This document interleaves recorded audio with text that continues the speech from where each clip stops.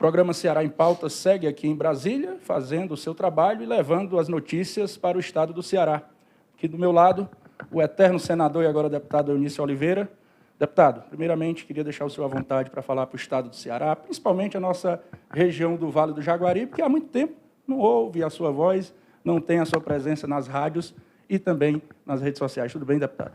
Tudo bem, Kennedy. Primeiro, eu quero aqui agradecer a você pela oportunidade de estar, mais uma vez, falando nesse programa seu que tem tanta audiência e, mais uma vez, estar falando para o povo do Ceará, do Brasil, especialmente para a nossa querida região do Vale do Jaguaribe. Então, essa oportunidade, mais uma vez, eu agradeço a você por me dar o direito, né, de conversar diretamente com seus ouvintes, com todos aqueles que lhe acompanham na rede social. Obviamente que essa matéria depois também vai ser colocada nas minhas redes sociais, para que a gente possa falar um pouco do nosso trabalho continuado aqui no Distrito Federal, que é onde está encravada a capital da República e o Congresso Nacional. Ontem, dia 22 de agosto, o governador Eumano de Freitas esteve no Hospital Regional do Vale do Jaguaribe, inaugurando o Centro de Traumatologia.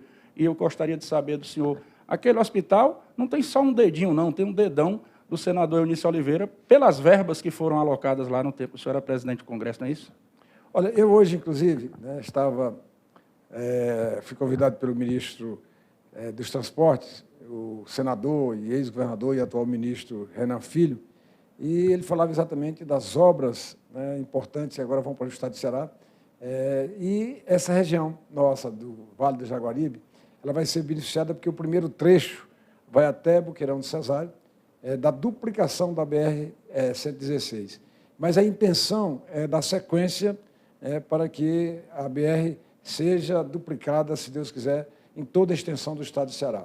Quando você fala, né, do Hospital Regional do Vale do Jaguaribe, essa é uma obra de muita importância.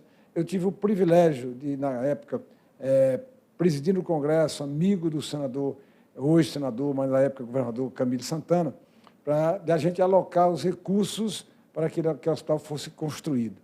E, na minha saída, quando, né, eu tive que sair do mandato, na minha saída eu aloquei ainda os valores para que o hospital fosse totalmente equipado para o seu funcionamento. Fico muito feliz em saber que o governador Eumano, né, esteve no Hospital Regional inaugurando mais uma área que vai atender a toda a população dessa importante região. Eu só tenho assim um trauma e uma tristeza, é que a cidade de Russas era para ter uma faculdade de medicina. Todas as vezes que eu tenho a oportunidade de falar, não quero falar mal de ninguém, não é meu estilo. Eu até brincava ontem que eu, já nessa idade, tem que ser eu, Nicinho, paz e amor.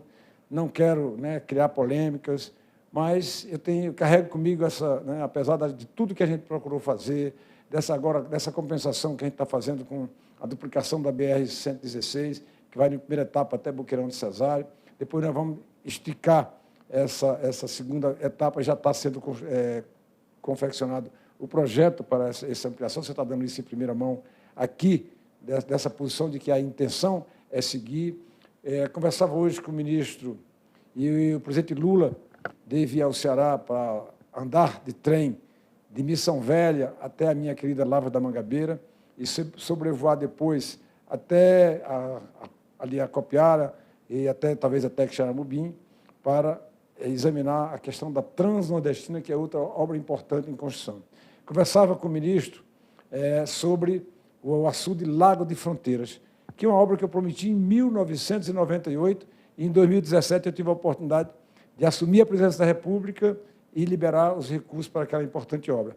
Anexada a ela agora, nós vamos ter que construir outra obra importante, que é a chegada, o desvio da Transnordestina e a chegada de asfalto até aquela região.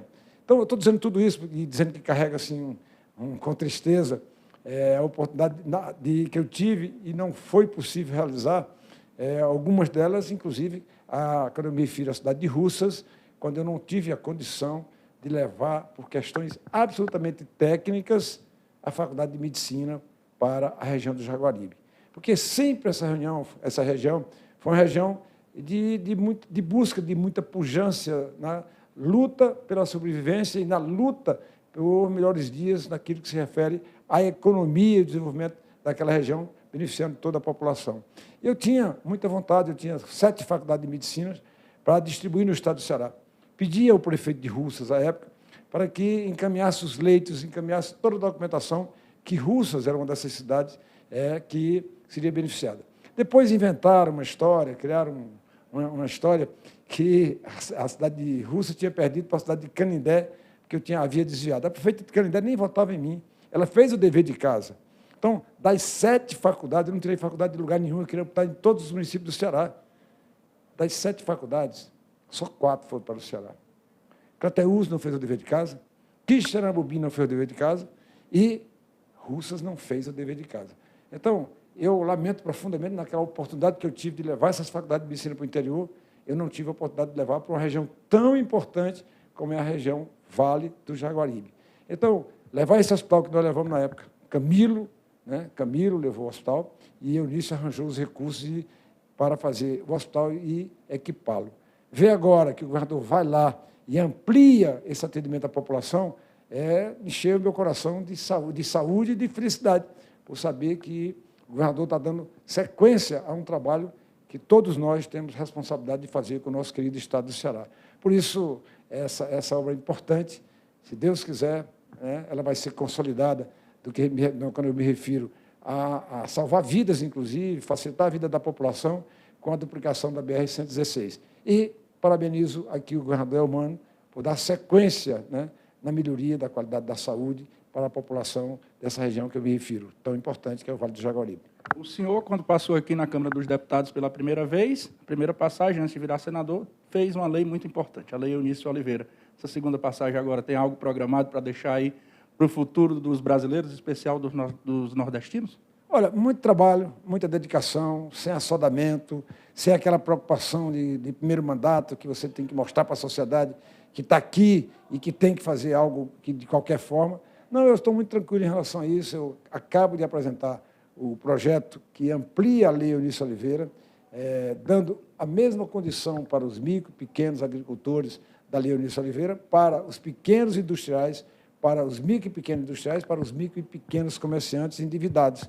Então, já está aqui no plenário da Câmara, vai ser votado o regime de urgência, e, se Deus quiser, muito em breve, nós estaremos com essa nova lei, ou a nova edição da Lei Eunice Oliveira, aprovada. Mas nós temos hoje nós passamos a tarde ali quase toda discutindo infância, criança e infância ali na questão de alimentação, de creche, de atendimento. Então, esse vai ser um mandato muito mais amplo, talvez sem grandes obras para apresentar, mas sempre com o coração e o trabalho, a cabeça voltada para os mais pobres, para os mais simples, para aqueles que precisam do poder público, daqueles que precisam do trabalho, daqueles que se sentem na obrigação, porque recebeu o voto popular, a delegação da população, para representar essa população, e aqui está um deles. Eu queria que o senhor fizesse uma avaliação desses primeiros quase 9 meses do governo Lula e o que é que a gente pode vislumbrar para o próximo ano. Olha, nós encontramos, todo mundo sabe, um Brasil semi-destruído. Quando eu digo semi-destruído, pelas circunstâncias, não estou aqui para acusar ninguém, para falar mal do governo anterior, mas para dizer que a pandemia ela criou muitas dificuldades para o Brasil e para o governo anterior. E isso encolheu a economia, isso aumentou a taxa de juros para quase 15%. Eu tenho convicção que o presidente Lula, nesse momento, está demarcando território. Ele tem andado o Brasil, mas tem feito muita política externa para que esse vazio que a pandemia nos impôs, a gente possa repor, levando a nossa produção para o mundo, para outros países, sem essa questão de esquerda, de direita, de radicalismo de A, de radicalismo de B, porque quem senta numa cadeira de presidente da República tem a responsabilidade com todos os brasileiros, não apenas com os 51% que votaram no presidente Lula nas últimas eleições. Então, nós já fizemos agora a aprovação do chamado arcabouço fiscal, nós fizemos a reforma administrativa, essa Casa do Congresso Nacional tem dado todas as condições para que o presidente Lula possa fazer um excelente governo, porque o excelente governo não é bom para o presidente Lula apenas. Um excelente governo é bom para toda a população brasileira, é bom para o Brasil, é bom para as novas gerações que estão chegando, na geração de emprego, na geração de renda, na questão de estabilidade. Então, eu torço e trabalho muito para que isso aconteça, que o Brasil, né, pós-pandemia, possa ser o Brasil da esperança, do desenvolvimento e do resultado objetivo. Para encerrar, eu gostaria de saber do senhor como está o PMDB para 2024. O que é que o senhor tem articulado, trabalhado e também, principalmente, na cidade de Fortaleza? Bom, nós temos, todo mundo sabe que nós temos uma aliança muito sólida, né, com o governador Camilo, e agora o ministro Camilo, desde muito tempo atrás. Então, essa é uma aliança que ultrapassa a questão da política e se encontra no raciocínio da amizade que nós construímos mutuamente. Então, o PMDB vai na mesma toada, o PMDB vai no caminho que escolheu, ou que foi escolhido, né, não pelo seu comando, mas pela sua base, o caminho que foi escolhido pela base do PMDB. Nós vamos, obviamente, ampliar o número de vereadores, o número de prefeitos, de vice-prefeitos. Eu tenho conversado muito com as pessoas, tenho recebido gente até quando é sábado, domingo, na minha casa, conversado com lideranças, construindo, né, uma nova base que seja mais sólida ainda para desenvolver o Estado do Ceará e, obviamente, para os projetos políticos do partido. Senador, mais uma vez, muito obrigado. Deixo os microfones e a nossa câmera à sua disposição para você falar com 50 municípios. Hoje somos Rádio Vale do Jaguaribe, Rádio Caiçara FM e Rádio Costa Leste no Beberibe. Hoje temos aí, além das redes sociais, 3 rádios no mesmo programa. E a audiência de Kennedy, né? Estamos aqui no trabalho. Então, olha bem, né, a obstinação, a audiência que você construiu pelo seu trabalho, pela sua seriedade como jornalista. Então, eu quero deixar aqui um abraço a todos, o meu agradecimento a toda a população. Eu tenho andado muito no estado de Ceará. Graças a Deus, eu tenho andado, às vezes, né, por outros estados brasileiros. Agora, acabo de receber o convite para ir receber o título de cidadão de Salvador, de cidadão de Alagoas, títulos de reconhecimento pelo nosso trabalho. Então, que não é só, né, no estado de Ceará, mas focado no estado de Ceará. Eu quero dizer para você e para todos os nossos ouvintes que estão nesse momento nos assistindo e nos ouvindo, que eu estou aqui para cumprir um papel que me foi delegado, mais uma vez, pela generosidade do povo do estado de Ceará. E também, mais uma vez, agradecer pelo carinho. Nenhuma vez na minha vida eu fui, mesmo no pior momento da política, mesmo quando esse cidadão, eu não sei se eu posso chamar ele de cidadão, esse senhor Moro, lá de Curitiba, que se disse juiz universal, que fazia a destruição da política para que ele próprio ocupasse esse posicionamento na política.